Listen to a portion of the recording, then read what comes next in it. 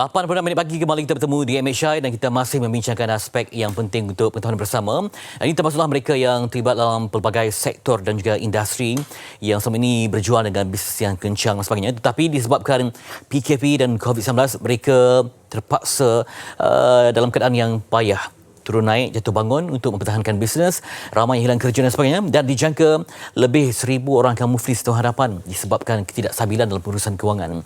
Dan untuk mendapatkan penjelasan lebih lanjut, kita bersama dengan Puan Azizah Fazlun Abdul Aziz yang merupakan Pegawai Insolvensi Kanan 1 Jabatan Insolvensi Malaysia. Dalam konteks kita berpanggilan secara video di pagi ini. Assalamualaikum Puan Azizah. Waalaikumsalam warahmatullahi wabarakatuh dan salam sejahtera. Baik, bila kita melihat ataupun mendengar berita tentang ada yang muflis jumlahnya begitu besar, ya, ini menimbulkan kerisauan dan berdasarkan pengamatan awal ialah kita sedia arif tentang COVID-19. Jadi mungkin dapat diberikan mukadimahnya Puan Azizah, bagaimana ini akan membawa kepada satu musibah kepada mereka yang selama ini kekal dengan bisnes tapi berdepan dengan ancaman ini. Silakan. Assalamualaikum dan salam sejahtera kepada semua. Terlebih dahulu saya mengucapkan ribuan terima kasih kepada pihak TV3 kerana mengundang saya dalam rancangan ini bagi mewakili Jabatan Insolvensi Malaysia. Pertama sekali saya ingin menerangkan tentang apa itu muflis ataupun bankrupt.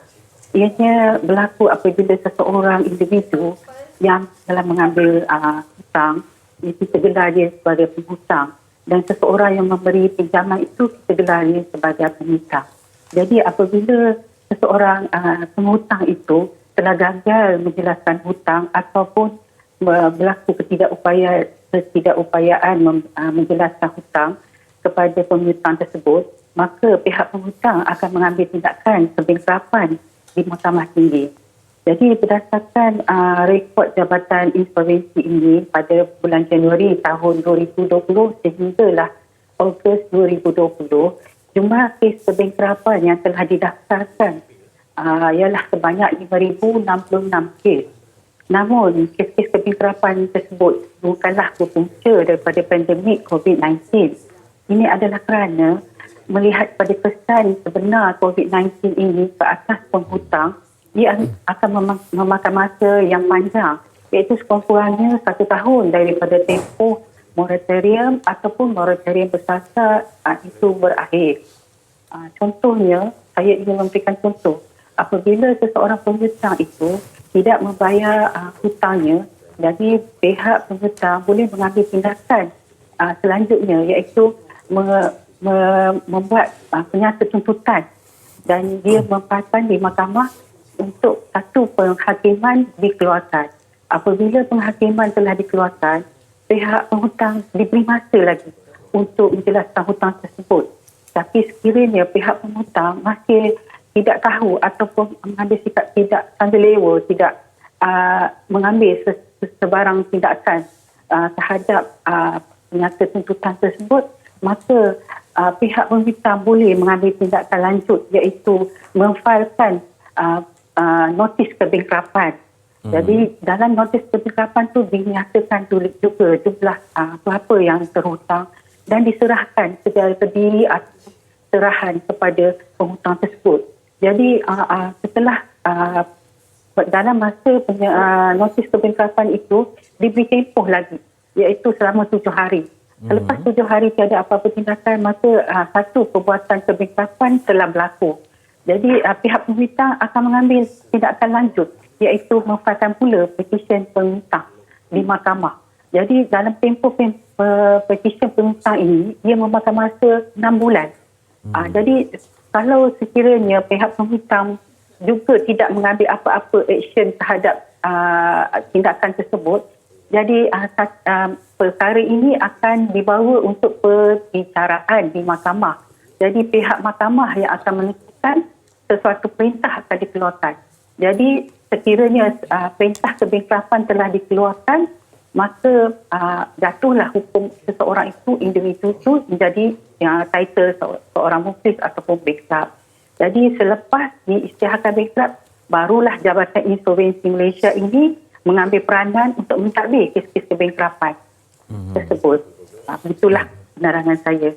Ya, itu dia Mukadimah pun begitu jelas sekali penerangannya. Jadi Puan, dapatkan pendapat Puan, kita melihat bahawa yang dijangka sini melibatkan golongan muda ya, yang mungkin baru membuka perniagaan dan juga apakah mereka ini sebelum ini berdasarkan pengalaman Puan dalam situasi yang buntu mungkin kerana walaupun telah mengalami pelbagai proses refinance, berjumpa dengan agensi kaunseling pengurusan kredit namun masih lagi buntu dan akhirnya terpaksa berdepan dengan risiko muflis itu. Puan, bagaimana?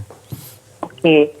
Apabila individu yang telah dihukum bankrupt ni ataupun yang belum dihukum bankrupt, maka dengan keadaan COVID-19 ni, jabatan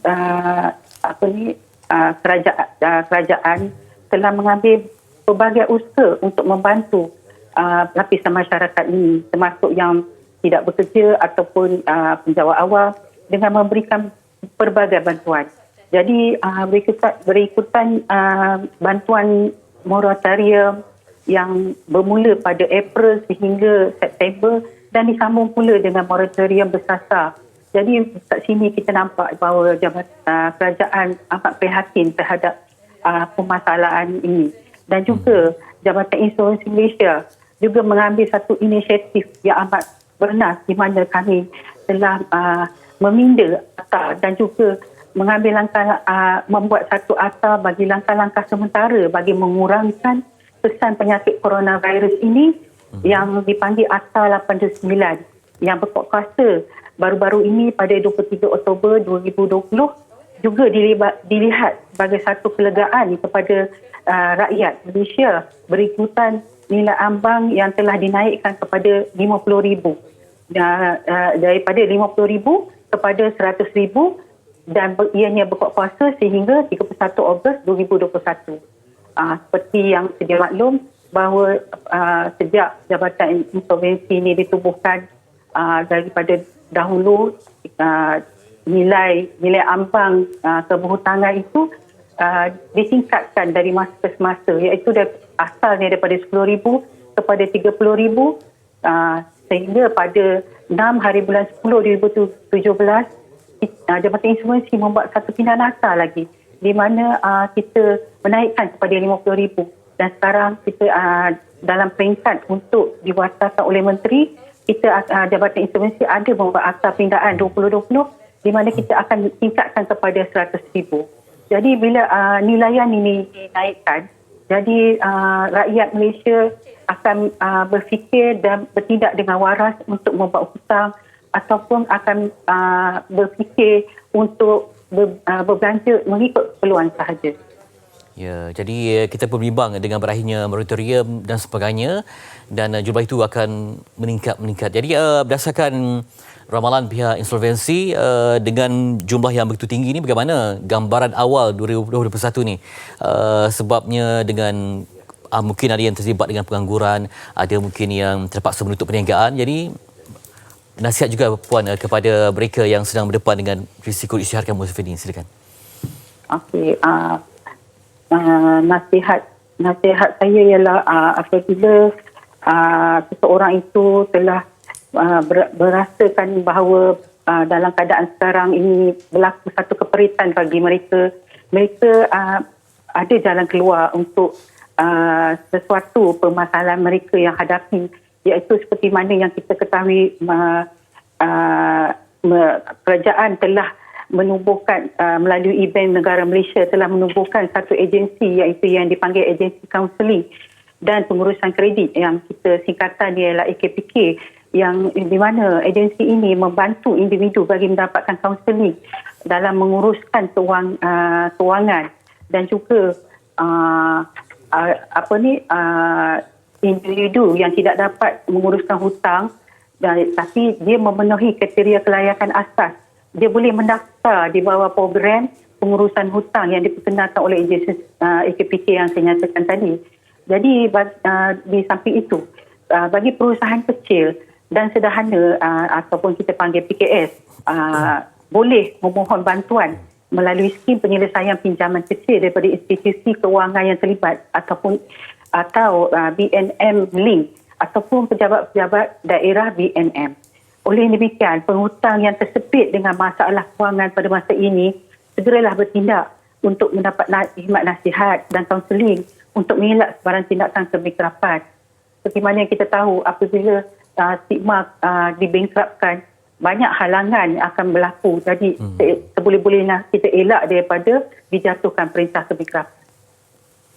Baik, kami ucapkan terima kasih kepada Puan Azizah Fazrul Abdul Aziz, Pegawai Insolvensi Kanan 1, Jabatan Insolvensi Malaysia, berkongsi maklumat, statistik dan juga pesanan kepada orang ramai, dan juga moga tabah dengan ujian ini. Terima kasih lagi Puan. Sama-sama, Cik. Okey, itu dia. Dan juga banyak sebenarnya fakta-fakta ataupun terma-terma yang perlu kita fahami sebelum memahami lebih mendalam berkaitan dengan Muflis ini. Dan ia ekoran daripada ramai yang bertanya di MHI. Kita bawakan banyak topik-topik sebelum ini. Jadi ini antara yang dimahukan oleh anda sebagai penonton MHI untuk mengetahui lebih lanjut. Dan walaupun cuma dalam panggilan video, namun jelas penerangannya. Dan kami nanti insyaAllah akan mencuba yang terbaik untuk berikan maklumat kepada yang terjejas. Moga-moga ada sinar untuk mereka yang buntu dengan masalah kewangan ini.